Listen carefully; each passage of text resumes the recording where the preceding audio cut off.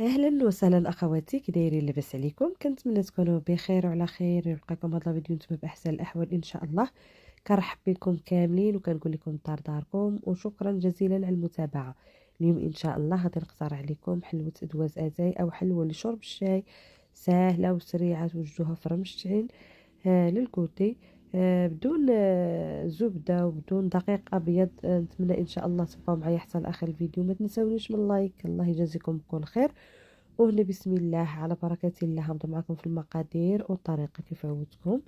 هنا عندي 2 حبات ديال البيض لكل درجة حرارة المطبخ طبعا، وغادي نضيف عليهم كاس إلا ربع ديال السكر سنيدة، أي السكر الخشن. نضيفو رشيشة ديال الملحة اللي ضرورية لتصحيح الذوق، وكيس ديال سيكر فاني للتنسيم، ممكن تعوضوه بقشور ديال البرتقال أو الحامض. صافي، وغادي نطرب هاد المكونات هادو غير بالطراب اليدوي. غنخدم مزيان هداك البيض مع السكر، ضروري كنخدموهم مزيان مزيان. وكيف قلت لكم هنا غنخدمو غير بالطراب اليدوي، كيف ممكن تخدمو بالايد ديالكم مباشره هكا في شي قصريه. ضروري كنخدمو السكر سنيده حتى كتذوب، ما كتبقاش تبان لينا في الخليط. من الافضل دائما كنستعملو السكر سنيده ديك رقيقه باش بسرعه كتذوب. كنخدمو هكا حتى كيتغير اللون ديال البيض نتوما كيف كتشوفوا. وغادي نضيف هنا كاس الا ربع ديال زيت المائده، غنضيفوها شويه بشويه وحنا كنخلطوا بهذه الطريقه هذه. ضروري كنخدموا الزيت حتى هي ما كتبقاش تبان لينا في الخليط. والعبار باش كنعبر دائما بالكاس ديال العنبه، ممكن تاخذوا القياس غير بكاس عادي هكا وتوزنوا نفس المقادير بنفس الكاس وصافي. وغنحتاج هنا معلقه كبيره ديال الكونفيتير سائل، انا عبرت بالمعلقه الصغيره راه كتشتوها، يعني درت 2 معالق صغار. وغادي نزيد هنا لاغوم ديال البرتقال، هنا ممكن تضيفوه كيف ممكن ما تحتاجوش. هنايا كيعطي المذاق وحتى اللون لهاد الغريبه هذه او لهاد الحليوه هذه. ممكن تضيفوا غير القشور ديال البرتقال او لهاد الحامض، حتى هما كيعطيو واحد المذاق رائع لهاد الغريبه هذه. صافي، من بعد ما خلطت المكونات مزيان غادي نضيف هنا كاس ديال الكوك، يكون ميدم. كاس ديال الكوك او جوز الهند ضروري يكون من نوعيه جيده، الا كان هذاك الناشف راه ما غاديش تكون ناجحه معكم الوصفه. من الافضل كنستعملوا الكوك يكون نوعيه جيده باش كتنجح معاكم. وكنطربوه مزيان مزيان هذاك الكوك. في هذه المرحله عاد كنبقى نضيف هنايا السميده. عندي هنايا الكاس الاول ديال السميده الخاصه بالحرشه والبسبوسه، ضفت هنا الكاس الاول. وغنضيف الكاس الثاني، استعملوا سميده رقيقه. صافي، وكنبدا نجمع الخليط بالايد ديالي، كنزولو الطراب اليدوي وكنخدمو المكونات كاملين غير بالايد ديالي. وغادي نضيف كيس ديال الخميره ديال الحلويات، البيكن باودر من فئه 8 غرام او لا 7 غرام بحال بحال. صافي، وغادي نخدم مزيان بالايد ديالي بحال الطريقه هذه، بحال اللي كنعجنوها، يعني باش كتجينا معلكه، كتجي غزاله، كتجي معلكه من الداخل. هذا الكاس الثالث، يعني ضفت 2 كيسان في الاول، وهذا الكاس الثالث. هذا الكاس هذا كنضيفوه شويه بشويه، ممكن تحتاجوه كامل كيف ممكن لا، يعني تاخدوا على حسب السميده والنوعيه ديالها. راه كاين اللي كتشرب وكاين اللي لا، وعلى حسب الحجم ديال البيض. مره كتشرب كتاخد ليا غير 2 كيسان ونص، هاد المره خدت 3 ديال الكيسان ديال السميده، كتجي هي هذيك، يعني احتاجيت 3 ديال الكيسان.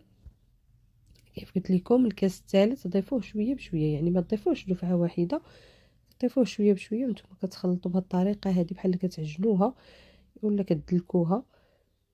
صافي، هنا خدت لي 3 د الكيسان، ما غاديش نضيف حتى شي حاجه، حيت السميده راه كتشرب، القوام ديالها راه رطاب. صافي، غنغطيها هنايا غير تقريبا واحد 5 ديال الدقائق، ما كاملاش. على ما نجمع ديك الاواني هكا فاش خدمت ونوجد اللاطه د الفران. صافي، كندوز مباشره هنايا كنبدا نشكلها. عندي هنايا كميه ديال الكوك، وعندنا هنا غادي ندير باش ندهن يدي بشويه ديال الماء الزاهر ولا الماء عادي. باش ما كتلصقش لينا هذاك الخليط في اليد ديالنا، وكندوزو مباشرة هنا نكوروها بهذا الشكل هذا. كتجي على شكل حريشات هاد الغريبة هذه. بغيتو نتوما تكبروها اولا تصغروها، ليكم الاختيار. هي راه كتزيد هكا كتسيح شي شويه في الفران حيت الخليط راه خفيف، ما كنقرصوها ما والو، كتكوروها مباشره وكتفندوا لها الوجه ديالها في الكوك. من الافضل هكا لا كان الكوك داك الغليظ كتجي زوينه في الشكل ديالها. انا هنا عندي غير داك الرقيق، ما كتجيش هكا باينه. صافي كندهنوا ايدينا كيف قلت لكم شويه الماء الزهر، او نديرو كويره على حسب الحجم اللي بغيتو. هاد الغريبه بغيتوها كبيره اولا صغيره، كنفندوا لها الوجه ديالها في الكوك وكنحطوها في اللاطه الفران اللي نفرش ليها الورق ديال الزبده، اولا دهنوها بشويه ديال الزيت ورشوها بشويه ديال الدقيق. وكنحط الحليوه ديالي هكا تكون متباعده في اللاطه ديال الفران، باش ملي كتدخل الفران راها كتسيح شويه. صافي هنا كنحطوها متباعده. بعد ما كملتهم غادي نحتاج هنايا للتزيين فقط حبات ديال الكاوكاو اولا اللوز، كتزين فقط. الا ما توفرش عندكم ما ديروش كاع. صافي وغادي نكون هنا راه كنت شاعله الفران كيسخن. الفران شعلت عليه ملي بديت نكور هاد الغريبه هادي. شعلت الفران كيسخن على 180 درجه، شعلت من الفوق ومن التحت. طيبته في الفران الكهربائي، ممكن طيبو حتى في الفران ديال الغاز. ضروري نسخنوا الفران مزيان يكون سخون. عاد كندخلوا الحلوه كيف قلت لكم ديروها في الرف الوسطاني، كطيب بسرعه، كتحمر من الفوق ومن التحت. حتى في الفران ديال الغاز نفس الطياب. يعني الا كان عندكم الفران كيشعل من الفوق ومن التحت، شعلوا النار من الفوق ومن التحت حتى يسخن الفران. دخلوا اللاطه ونقصوا عليها النار، خليوها كتشقق على خاطرها وكتحمر. كتاخذ هاد اللوين هذا كتجي رائعه في الشكل ديالها، وحتى في المذاق كتجي تذوب في اليد قبل من الفم. نتمنى ان شاء الله اخواتي تعجبكم وتجربوها. هذا هو الشكل ديال هاد الغريبه ديالنا، اولا هاد الحريشات اولا دواز اتاي. شي حاجه اللي زوينه هكا تحضروها في فرن مشتعل للكوتي كيف شفتوا، بدون زبده وبدون دقيق ابيض ولا ياغورت.